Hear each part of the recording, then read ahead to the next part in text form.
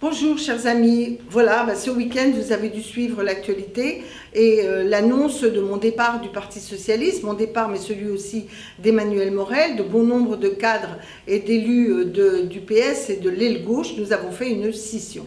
Alors pourquoi? Parce que je ne reconnais plus dans le PS actuel le sens des engagements qui ont fait que j'y adhère à 20 ans, en 1971, mais aussi de longues années de militantisme.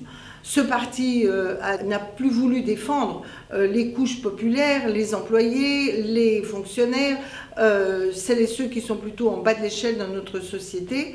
Bref, il a rompu avec le peuple de gauche. Il s'est petit à petit noyé dans le néolibéralisme, comme d'ailleurs une large partie de la social-démocratie européenne. L'aboutissement avait été bien sûr le quinquennat de François Hollande. Alors, lors du congrès d'Aubervilliers, je me suis dit, c'est pas possible, le parti de Léon Blum, de François Mitterrand, de Jean Jaurès ne peut pas basculer définitivement aux mains des libéraux. Et j'ai voulu espérer que le sursaut devienne possible. Les résultats du congrès n'étaient que moyennement encourageants, mais un nouveau premier secrétaire nous indiquait un nouveau chemin, une nouvelle direction. Or, depuis, les signes sont plutôt à l'inverse de nos espérances.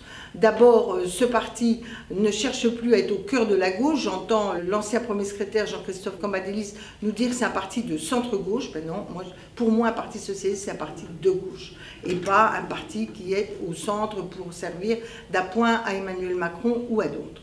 Deuxièmement, ce parti ne s'est à aucun moment engagé vers le rassemblement des forces de gauche, comme c'est une nécessité absolue dans cette période, et au contraire a entretenu des divisions exacerbées avec nos partenaires et singulièrement avec la France Insoumise et Jean-Luc Mélenchon. La troisième chose qui nous a beaucoup inquiétés, c'est quand même qu'au moment où on a un débat sur l'Europe, un des sujets qui a été l'une des fractures les plus importantes entre le peuple de gauche, l'électorat socialiste, le monde du travail et le Parti socialiste, c'est bien la question européenne. Et là, le temps était venu des ruptures. Il fallait dire clairement qu'on avait eu tort, Hollande avait eu tort de ratifier le traité d'austérité Merkel-Sarkozy, qu'il n'avait à aucun moment engagé un rapport de force pour une réorientation effective de la construction européenne et qu'on n'allait pas se mouler dans cette social-démocratie européenne qui est dans un déclin calamiteux, faute d'avoir défendu l'identité socialiste.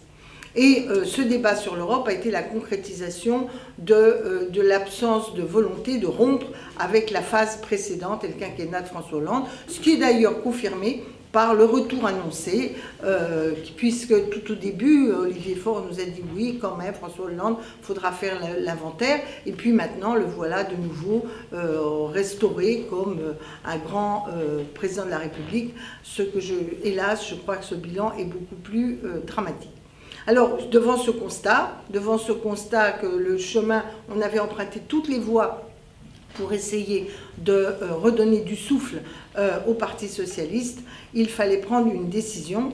Et cette décision, ça a été non seulement de partir, mais pas de lâcher prise, de partir pour créer un nouveau parti, une nouvelle structure qui va porter haut et fort la flamme de la gauche écologique, républicaine, socialiste, et évidemment une gauche qui s'attaque au capitalisme d'aujourd'hui, au capitalisme financier, au poids des GAFA, qui affronte la question de l'évolution, de la révolution technologique et du numérique et de l'intelligence artificielle avec des principes, avec une capacité de peser sur l'évolution de la société, qui s'attaque à cette question centrale de l'avenir de la planète qui menace l'humanité. Bref, il ne s'agit pas d'être simplement dans les vieilleries, mais d'être offensif à partir de principes, de fondamentaux, d'idéaux qui gardent toute leur actualité et plus que jamais leur sens.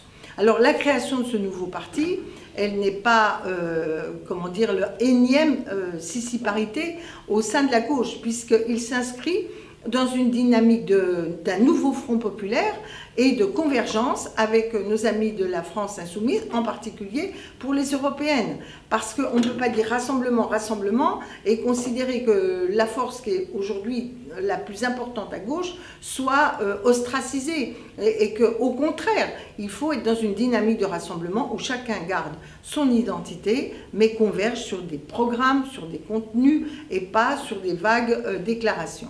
Voilà ce que nous engageons et je vous invite à signer l'appel que nous avons lancé, à la fois si vous êtes socialiste d'aujourd'hui, c'est-à-dire vous aviez encore votre carte du Parti socialiste, il y en a de moins en moins, ou bien parce que vous l'avez été, ou que vous vous sentez dans cette mouvance, ou simplement parce que vous pensez, comme certains de nos amis écologiques qui nous ont envoyé des messages, ou d'autres partis, ou d'autres citoyens qui ne sont pas engagés, que le temps est venu de reconstruire cette force politique nouvelle pour un nouveau Front populaire.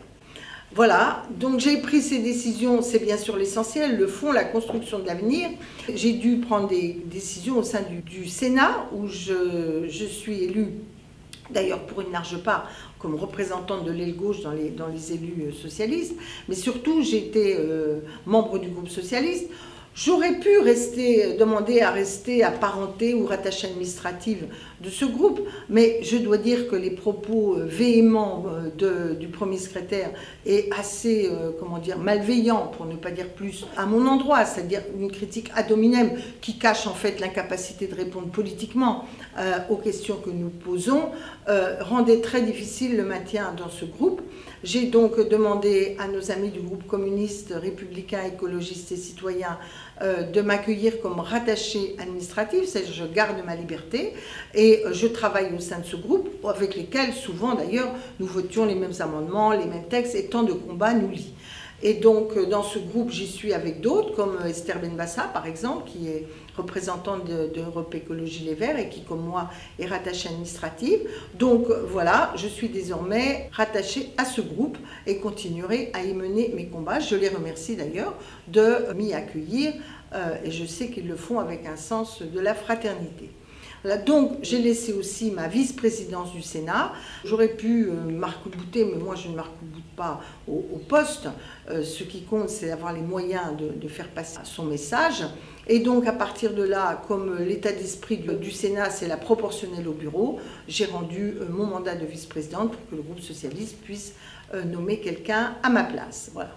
Il fallait mettre les compteurs à zéro, il fallait prendre ce temps de la rupture, mais voyez, chers amis, vous ne trouverez pas sur ma chaîne YouTube ou sur Twitter ou sur Facebook une obsession à ressasser le passé. Non, l'essentiel maintenant, c'est de construire l'avenir et je réitère ma demande, si vous voulez accompagner notre démarche, y prendre une place active ou inventer des façons d'associer les gens de manière contemporaine, mais quand même en ayant le souci de produire du commun, du travail collectif, de pouvoir créer une culture politique, de redonner du sens au projet socialiste, écologiste et républicain, alors n'hésitez pas dans ce cas, signer l'appel à rejoindre ce que nous appelons dans les médias l'après, mais qui va bientôt devenir un nouveau parti, sans doute avec nos amis du mouvement républicain et citoyen, et dans cette convergence avec la France insoumise, en particulier pour les européennes.